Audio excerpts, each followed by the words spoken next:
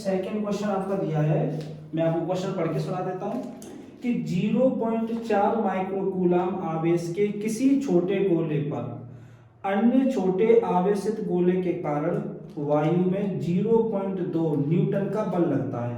यदि दूसरे गोले पर 0.8 माइक्रोकूलम आवेश हो तो दोनों गोलों के बीच कितनी दूरी होगी। फर्स्ट क्वेश्चन आपका पूछा है, इसमें फर्स्ट पूछा है दोनों गोलों के बीच की दूरी, मतलब हमें क्या निकालना है, यहां से r निकालना है।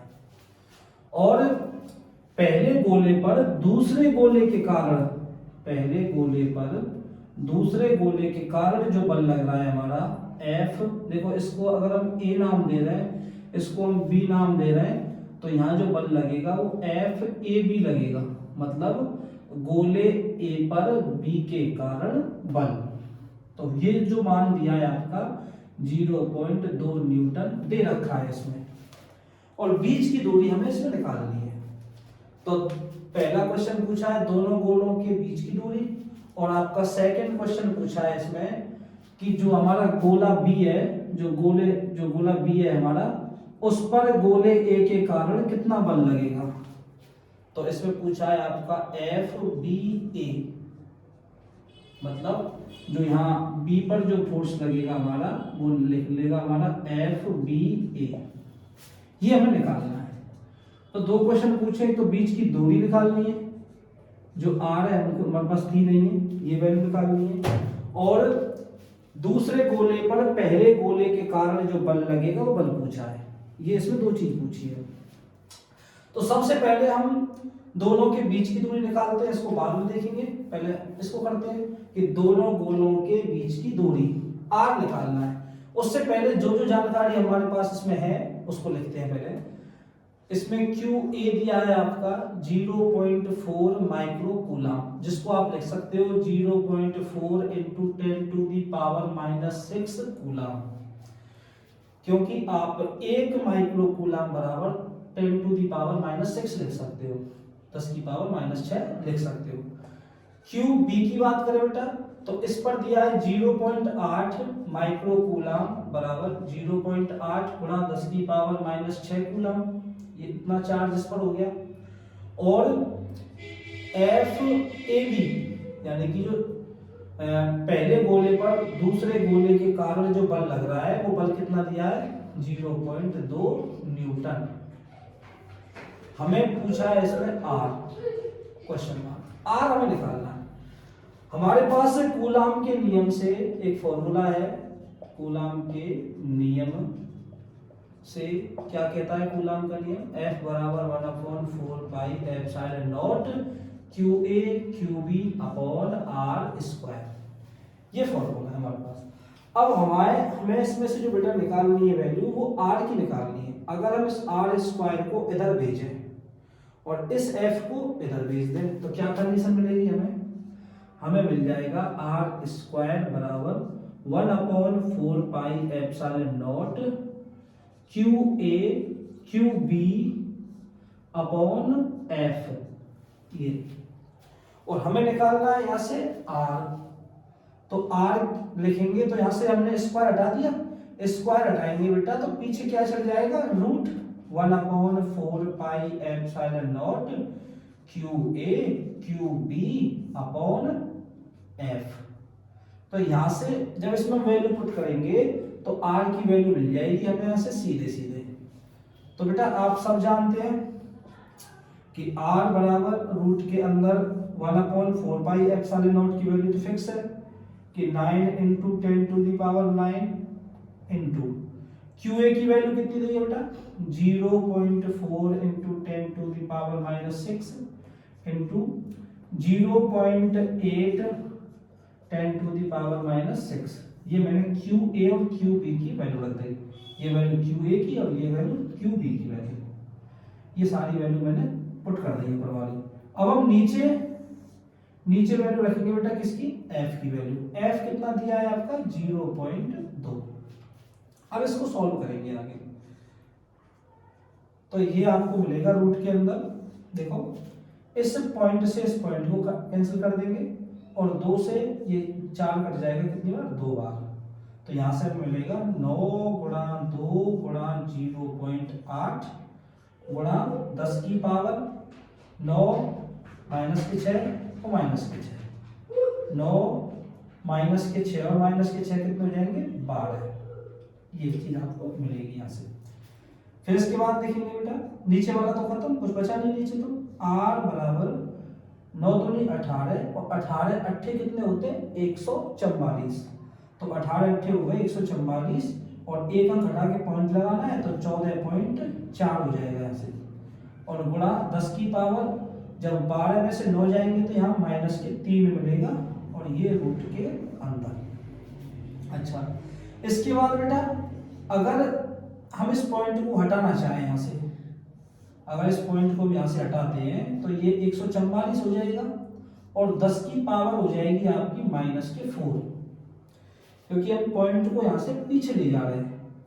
पॉइंट को पीछे ले जाएंगे तो पावर मिलेगी माइनस में, अगर पॉइंट को इधर ले जाते हैं तो पावर मिलेगी आपको प्लस में। ठीक है, एक बार और दोबारा से आपको समझा दूं। देखो बेटा ये पॉइंट है, पॉइंट के इधर चलना है तो हमारा आएगा LHS और पॉइंट से इधर चलना है तो आएगा RHS। अगर आप पॉइंट को इधर ले जाते हैं तो 10 की पावर आएगी प्लस में, और पॉइंट को आप इधर ले जाते हैं तो 10 की पावर आएगी माइनस में। आप इस तरीके से इसको याद रखेंगे। तो अब यहां से निकालना आसान हो जाएगा, क्योंकि हम जानते हैं 144 किसका वर्ग होता है, 12 का, और 10 की पावर माइनस 4 का हो जाएगा 10 की पावर माइनस 2 मीटर। तो r की वैल्यू निकल के आई 12 गुणा 10 की पावर माइनस 2 मीटर। और इसको अगर आप सेंटीमीटर में लिखना चाहें तो कितना हो जाएगा, 12 सेंटीमीटर। ये और अब आपका सेकंड जो क्वेश्चन है बेटा, देखो छोटा सा आंसर है उसका, दिया था पहले से कि पहले गोले पर दूसरे गोले के कारण जो बल लग रहा है वो कितना है, 0.2 न्यूटन। अब इसमें पूछा है कि सेकंड गोले पर फर्स्ट गोले के कारण कितना बल लगेगा। तो सेकंड क्वेश्चन का आप आंसर इस तरीके से देंगे, इसमें बी नंबर डाल देता हूं मैं। इसमें हम बोलेंगे कि पहले गोले पर लगे बल का परिमाण दूसरे पहले गोले पर जो बल लग रहा है किसके कारण, दूसरे गोले के कारण। तो हम ऐसे बोल सकते थे पहले गोले पर दूसरे गोले के कारण जो बल लग रहा है उतना ही बल दूसरे गोले पर पहले गोले के कारण लगेगा।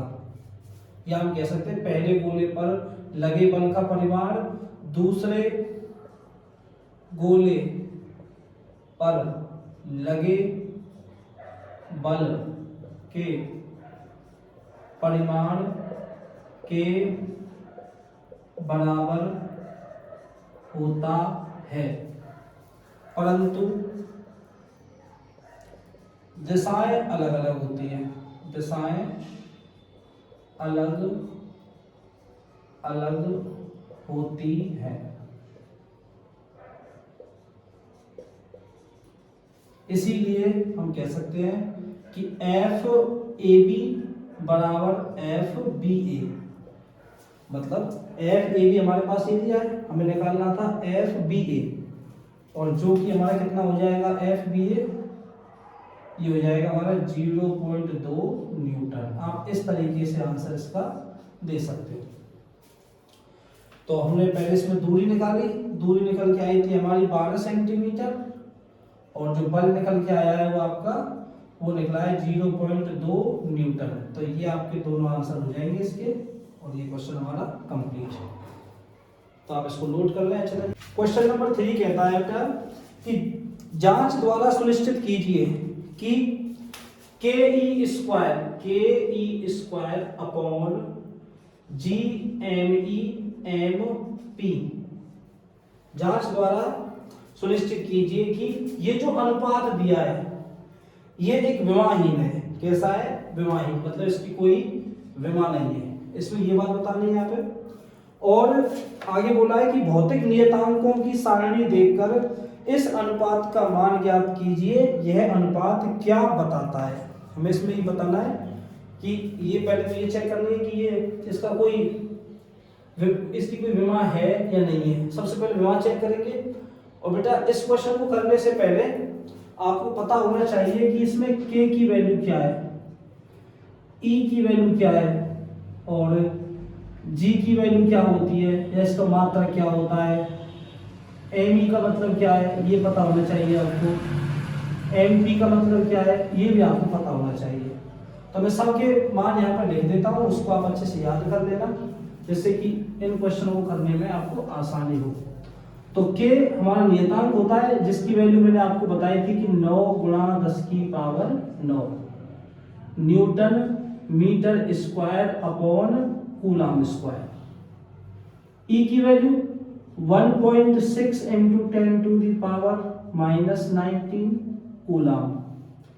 G की वैल्यू, इसकी वैल्यू होती है 6.67 इंटू 10 टू दी पावर -11 और मात्रक newton metre square upon KG square, ये इसका मात्रक होता है। एमी की बात करें तो नीचे लिख देते हैं। एमी का मतलब है इलेक्ट्रॉन का द्रव्यमान। इलेक्ट्रॉन का द्रव्यमान कितना होता है 9.1 into 10 to the power -31 kg। ये आपको याद होना चाहिए अच्छे तरीके से। एमपी मतलब प्रोटॉन का द्रव्यमान, इसकी वैल्यू होती है 1.67 into 10 to the power -27 kg।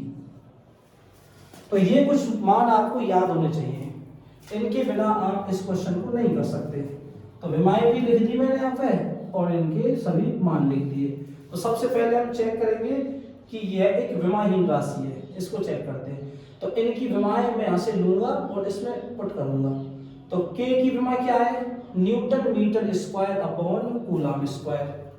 तो ये आ जाएगा newton metre square upon coulomb square. फिर आगे बोला E का स्क्वायर, E का मात्रक C है मतलब कूलम, तो कूलम का स्क्वायर इनटू में कूलम का स्क्वायर अपॉन G का मात्रक क्या है, G का मात्रक बेटा newton metre square upon KG square. Newton metre square upon KG square. फिर आगे इनटू एम का मात्रक केजी, एम का मात्रक आपका केजी इनटू एमपी का मात्रक भी आपका केजी। फिर आप इसको सॉल्व करके देखेंगे कि क्या निकलता है। तो देखो बेटा सी स्क्वायर से सी स्क्वायर सीधे सीधे कैंसिल हो जाएगा, इस केजी से और इस केजी से ये केजी स्क्वायर कट जाएगा और न्यूटन मीटर स्क्वायर से न्यूटन मीटर स्क्वायर कट जाएगा। और ये कितने बार कटेंगे आपस में, एक एक बार कटेंगे। तो यहां से निकल के आएगा हमारा 1। जब 1 मिल रहा है, कोई भी विमा नहीं मिल रही है, तो इसीलिए क्या है ये विमाहीन राशि, विमाहीन राशि है। ठीक है, आपका पहला क्वेश्चन सॉल्व हो चुका है। यही पूछा है इसमें कि विमाहीन राशि है या नहीं है, ये बताना है। तो हम कह रहे हैं कि ये विमाहीन राशि है। कैसी है ये विमाहीन राशि। अब इसका सेकंड क्वेश्चन देखते हैं। सपोज करो फर्स्ट क्वेश्चन हो गया इसका, ये सेकंड क्वेश्चन, उसमें इसका अनुपात का मान पूछा है। तो हमारे पास वैल्यू है K square upon G M E M P. अब इन सब की वैल्यू हम इसमें पुट कर देंगे। के की वैल्यू वही 9 into 10 to the power 9 into E square, E की value 1.6 into 10 to the power -19, इसका स्क्वायर कर देंगे बटे जी की value 6.67 into 10 to the power -11 into A B की वैल्यू पुट करेंगे यहाँ से 9.1 इंटू 10⁻31। एम पी की वैल्यू 1.67 इंटू 10⁻27। अब इसको सॉल्व कर लेंगे तो देखो क्या मिलता है 9 10⁻9, इसका होल स्क्वायर खोलेंगे तो 16 का स्क्वायर कितना होता है 256, तो हम यहाँ लिखेंगे 2.56 इंटू 10⁻, जब स्क्वायर करेंगे तो ये हो जाएगी -38।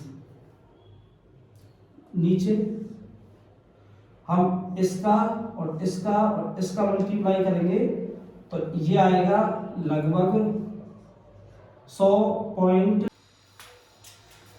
इसमें हम इसका और इसका इन तीनों का जब आपस में मल्टीप्लाई करेंगे तो ये लगभग आएगा हमारा 100.76 यानी कि 76। थोड़ा ऊपर नीचे हो सकता है, देख सकते हो आप। फिर इसके बाद हम पावर लेंगे, पावर 10 की पावर -11 -31 और -27।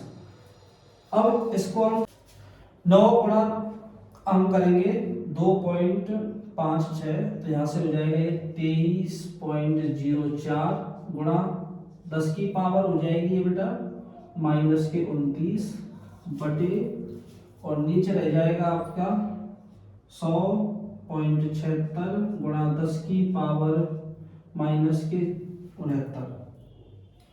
और अब इसको आगे सोल्व करेंगे, इससे इसको जब हम डिवाइड करेंगे तो ये मिल जाएगा बेटा हमें 0.23 गुणा 10 की पावर -29। इस पावर को ऊपर लेके जाएंगे तो +69। फिर इसको आगे सॉल्व करेंगे तो 0.23 गुणा में 10 की पावर रह जाएगी आपकी 40, और इस 40 पावर में से एक पावर इसको दे देंगे तो ये उत्तर आ जाएगा आपका 2.3 गुणा 10 की पावर 39, और यही होगा इसका आंसर। या इसको ऐसे लिख सकते हो आप 2.4 गुणा 10 की पावर 39, और यही इसका आंसर होगा। तो हम 2 क्वेश्चन इसके कंप्लीट कर चुके हैं। इसके जो आगे वाले क्वेश्चन है उसके लिए हम नेक्स्ट वीडियो में देखेंगे, डिस्कशन करेंगे। तब तक सभी को राधे राधे।